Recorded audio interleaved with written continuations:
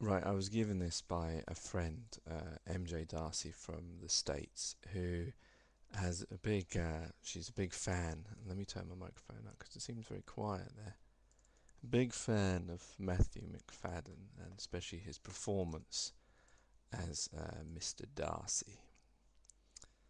Let's put the microphone on. Is that any louder? Okay, that's better. And she sent me his reading of sonnets, Sonnet 29 by William Shakespeare. And I left a comment noting on how, and I have noticed because I saw him in Spooks first, then I saw him in Little Dorrit by Charles Dickens, and then recently in Pride and Prejudice.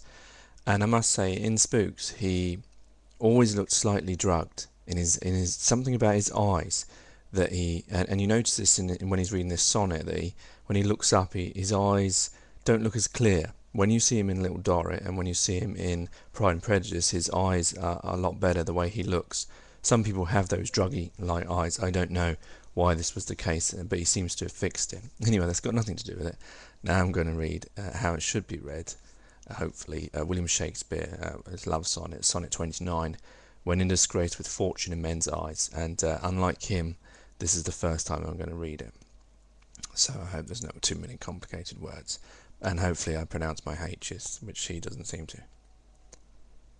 When in disgrace with fortune and men's eyes, I all alone but weep my outcast state, and trouble deaf heaven with my bootless cries, and look upon myself and curse my fate, wishing me like to one more rich in hope, featured like him with friends possessed, desiring this man's art and that man's scope, with what I most enjoy contented least, yet in these thoughts myself almost despising, happily I think on thee, and then my state.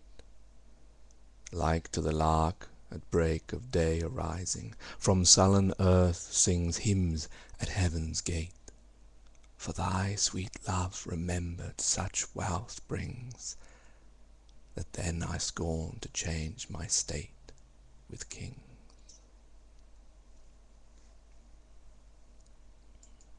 There you go. William Shakespeare's Sonnet 29. And I like that sonnet. It's very good, isn't it? So there you go. Which was better? You tell me. An unpaid Englishman here, John Doyle, or Mr. Highly Paid, Matthew Macfadyen?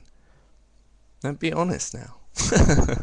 And if you want to see more of my stuff, you can see it on www.youtube.com/user/John Doyle Poems. And if you want to make me famous, then please do. Anyway, there you go. There's a few other of his readings that I'm gonna read as well now. All right.